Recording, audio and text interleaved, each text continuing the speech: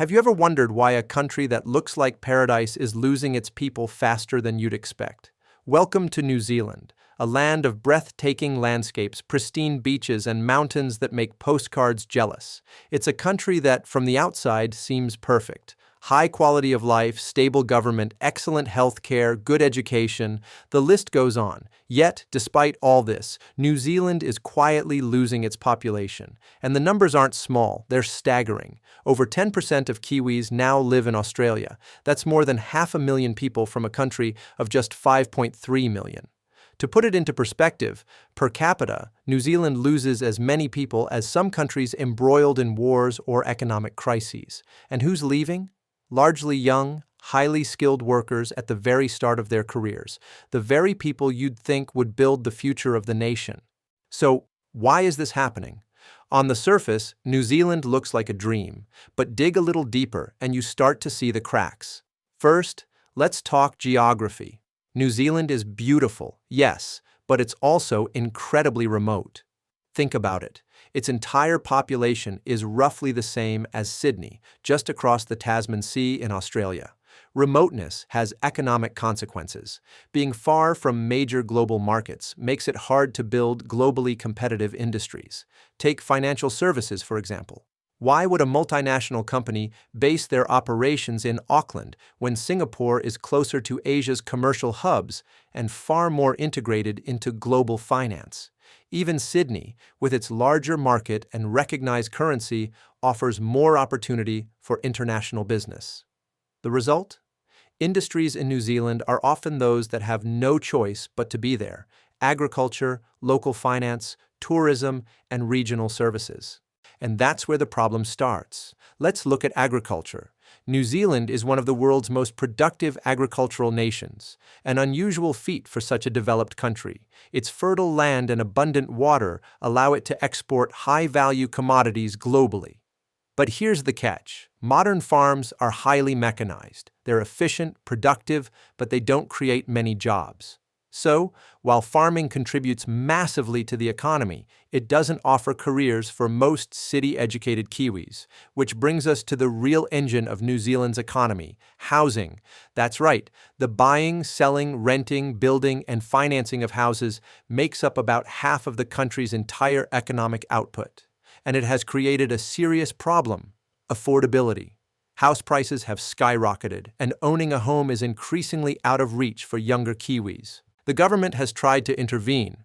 Foreign buyers were restricted, with the idea that curbing external demand would help prices fall. But foreign buyers only made up a small portion of the market, and Australians, who are treated almost like locals, were not restricted at all. So the intervention had limited effect. And even as prices have cooled slightly in recent years, the housing market remains a major barrier for young people starting their careers.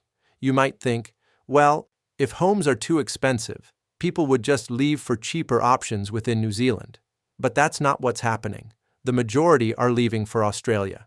And this isn't just about housing, it's about opportunity. There are more career options, higher salaries, and more dynamic cities just across the sea. Sydney, Melbourne, Brisbane, they're all accessible. The Tasman Sea is less of a barrier than the economic incentives. And here's the kicker. Moving to Australia isn't hard for New Zealanders. The two countries have deep legal, political, and cultural ties. Kiwis can live, work, and buy property in Australia almost as easily as locals. The language is the same, the lifestyle similar, and the opportunities vastly larger. So far, we've touched on the what and the where, but the why runs deeper. Why is New Zealand, a country with so much to offer, losing its brightest young people? The answer lies at the intersection of economics, geography, and human behavior. Let's get into the heart of the matter. Why are Kiwis leaving, and what does that mean for New Zealand's economy? To answer that, we need to look closely at the country's industries. As we mentioned, agriculture is massive, but it doesn't employ many people outside the farm gates. So, where are the jobs? The next big sector is housing. Selling, renting, building, financing, these aren't just isolated industries. Together, they dominate the economy. Think about it. If half of your country's economic output is tied to moving property around, what does that say about the opportunities for young professionals? Here's the issue. High-value jobs in sectors like finance, tech, and professional services are limited in New Zealand. There simply aren't enough companies operating at a global scale. Why?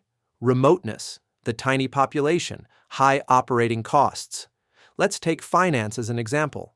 Auckland is a modern city with banks and investment firms, but it can't compete with Singapore or Sydney. Those cities are hubs for international business, where the talent, capital, and connections are all concentrated.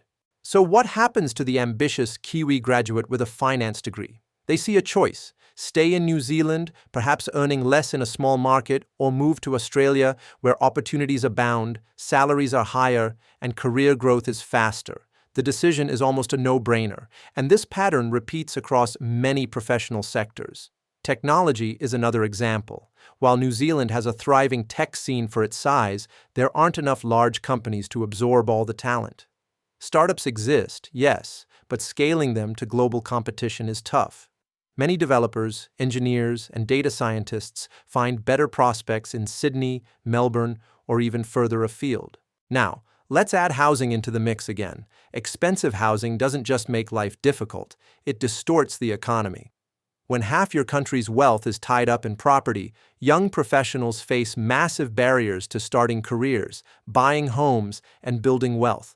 They're stuck choosing between renting in a market that consumes their income or leaving for a place where they can afford more and get ahead professionally.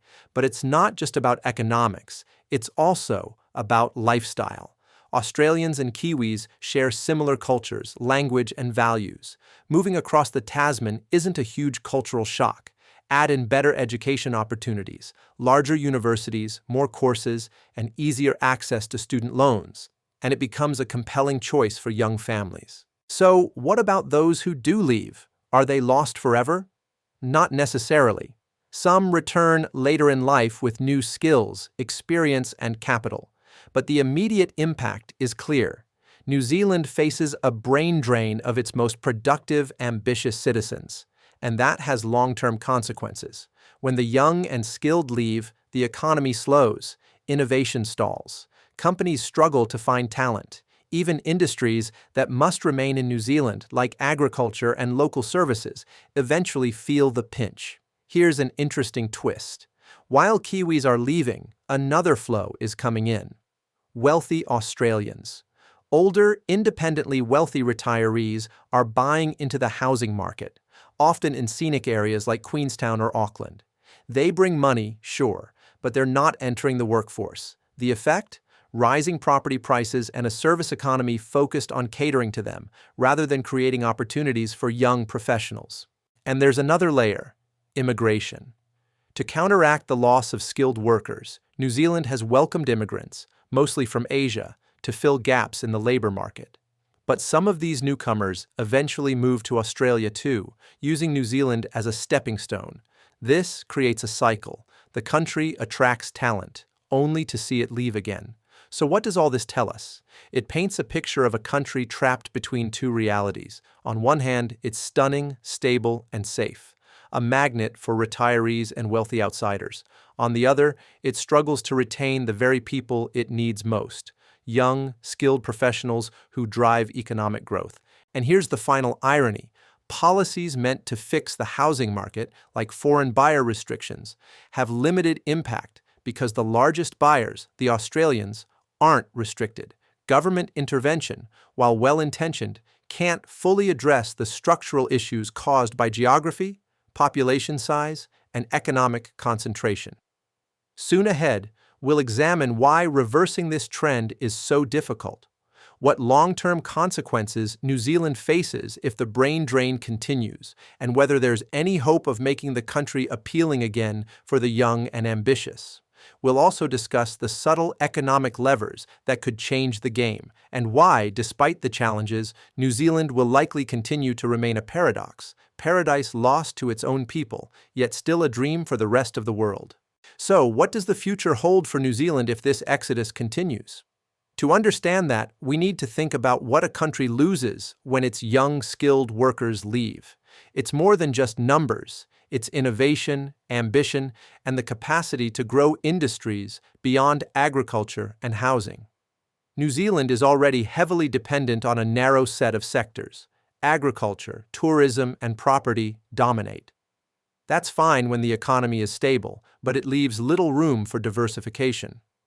When talented Kiwis leave, sectors like tech, finance, and specialized professional services stagnate. The country risks becoming a place where opportunity is limited to those already established, while newcomers, skilled immigrants, or returning retirees fill the void instead. The government has a few levers it could pull. 1. Lower costs and better access for young buyers could encourage more Kiwis to stay.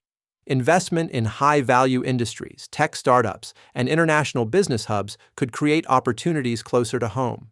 But these changes aren't simple.